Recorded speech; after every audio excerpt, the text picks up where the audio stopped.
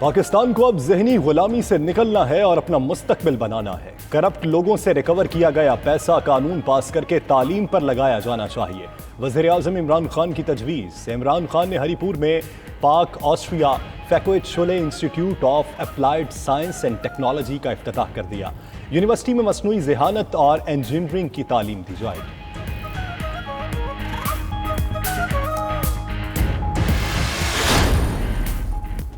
پاکستان کی سیاست سے این آر او ہمیشہ کے لیے دفن ہو گیا۔ وفاقی وزیر شیخ رشید کہتے ہیں نواز شریف اور Asif Ali Zardari N R O کی تلاش میں ہیں۔ نواز شریف بزدل ہیں، وہ واپس نہیں آئیں گے۔ نون لیگ سے شین کا نکلنا طے ہے۔ مزید بولے کہ 20 ستمبر کو اپوزیشن کی اے پی سی ناکام ہوگی۔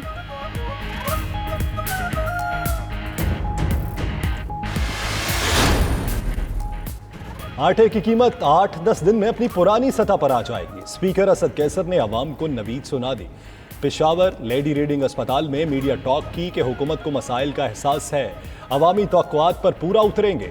رشکئی اقتصادی زون کی تعمیر سے روزگار کے مواقع پیدا ہوں گے۔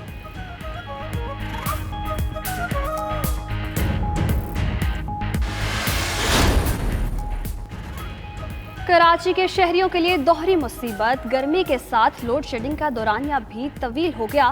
شہر میں 6 سے 7 گھنٹوں تک بجلی غائب رہنے لگی۔ ملیر، قائد آباد، لانڈھی، کورنگی اور شاہ فیصل کالونی کے کئی علاقے متاثر۔ اورنگی ٹاؤن، بلدیہ ٹاؤن، سرجانی میں بھی بجلی کی آنکھ مچولی۔ لوڈ شیڈنگ کے ساتھ بجلی کے زائد بلوں کا مسئلہ بھی حل نہ ہو سکا۔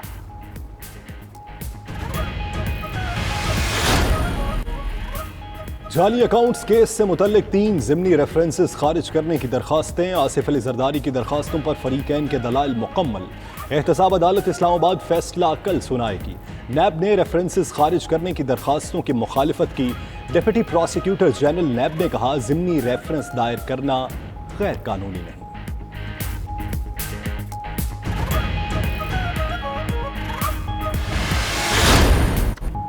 نیمار کا آؤٹ ہونا تھا کہ پی ایس جی کی قسمت جاگ گئی۔ فرینچ فٹ بال لیگ میں 2 میچز کی ناکامی کے بعد پی ایس جی کی پہلی کامیابی۔ میٹس کو 1-0 سے شکست دے دی۔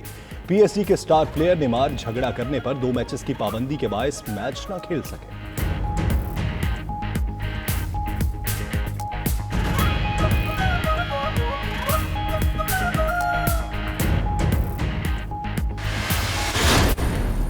چینی دارالحکومت بیجنگ میں فیشن ویک کا آغاز۔ خوبصورت ماڈلز نے نت نئے ملبوسات پہن کر ریمپ پر جلوے بکھیرے۔ 3D لائٹ سے مزین سیٹ اور مصنوعی برف باری نے شو کو 4 چاند لگا دیے۔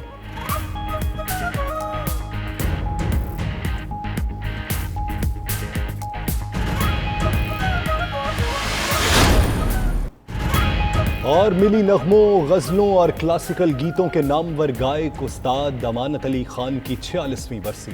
پٹیالہ گھرانے کے چشم و چراغ استاد امانت علی نے چاند میری زمیں، پھول میرا وطن، اے وطن پیارے وطن، انشا جی اٹھو اب کوچ کرو سمیت کئی یادگار نغموں اور گانوں کو اپنی آوازوں سے امر کیا۔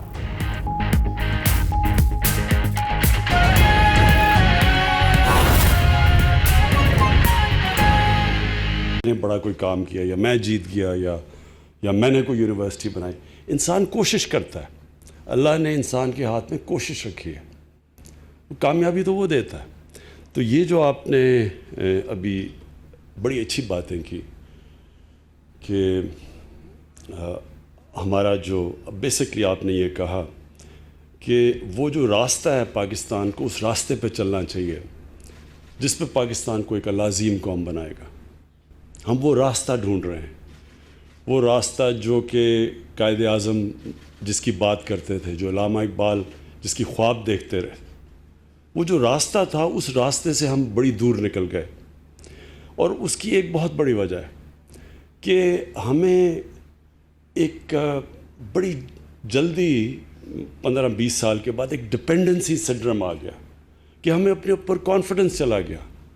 ہمیں ایک کلونیلزم کا جو ایک بہت کلونیلزم تو ہے ہی تباہی ایک قوم کے لیے، کیونکہ ان کے اندر سیلف ورتھ کانفیڈنس ختم کر دیتی ہے۔ لیکن جو انہوں نے ہمیں ڈپینڈنسی سنڈرم پہ لگا دیا کہ ہم ایک غلام ذہنیت کے لوگ ہیں، جو بھی ترقی کرتی ہے تو وہ مغرب کرتی ہے اور ہم ان کی بس اسے سیکھتے ہیں، یعنی ہم اچھے غلام بن جائیں. میں جب پہلی دفعہ، میں صرف آپ کو یہ مائنڈ سیٹ کی بات بتانا چاہتا ہوں کہ میں جب پہلی دفعہ انگلینڈ کرکٹ کھیلنے گیا پاکستان ٹیم کے ساتھ، تو میرے سینئر پلیئرز جو تھے، میں تو 18 سال کا تھا، میں بڑی خواب لے کے گیا ہوا، تو میرے سینئر پلیئرز نے مجھے کہا کہ اگر ہم انگریز سے عزت سے ہار جائیں تو یہی ہماری کامیابی ہے. یعنی وہ اتنا ایک کمپلیکس تھا کہ ہم ان سے جیت ہی نہیں سکتے. یہی مائنڈ سیٹ ہے ہر جگہ پہ. کیوں نہیں ہم اپنے سائنٹسٹ پروڈیوس کرتے؟ کیوں نہیں ہم اپنی چیزیں ایجاد کرتے؟ کیوں نہیں ہم کسی فیلڈ میں اپنے پیٹنٹس لگاتے؟ جس طرح یہ مائکروسافٹ ہے یا یہ فیس بک ہے، یہ ان کی میں ورتھ دیکھ رہا ہوں، ہمارا سارا بجٹ سال کا 40-50 ارب ڈالر ہوگا، 60 ارب ڈالر ہوگا.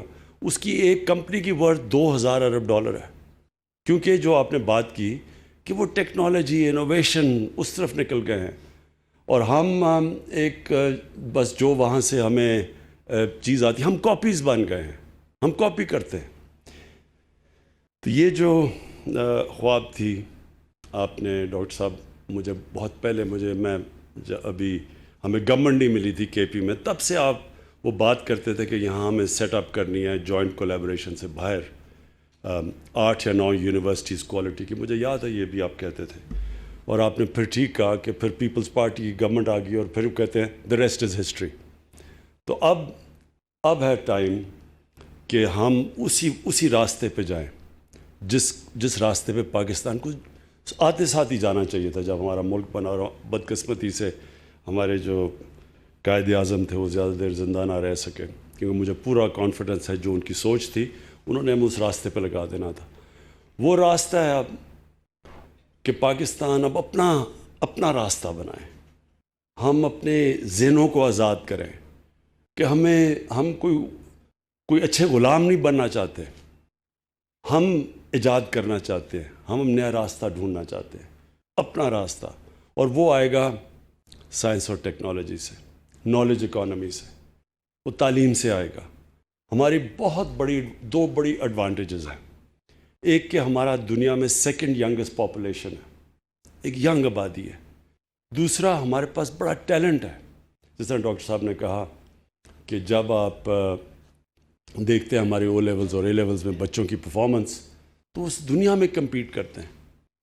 اسی طرح امریکہ میں دیکھ رہا تھا کہ جو پاکستانی امریکن پاپولیشن ہے وہ ٹاپ 3-4 ایکیڈیمکلی جو ٹاپ پہ جو ایتھنک مائنورٹیز ہیں ان کے ٹاپ کے اوپر پاکستانی 3-4 ان ایتھنک مائنورٹیز میں سے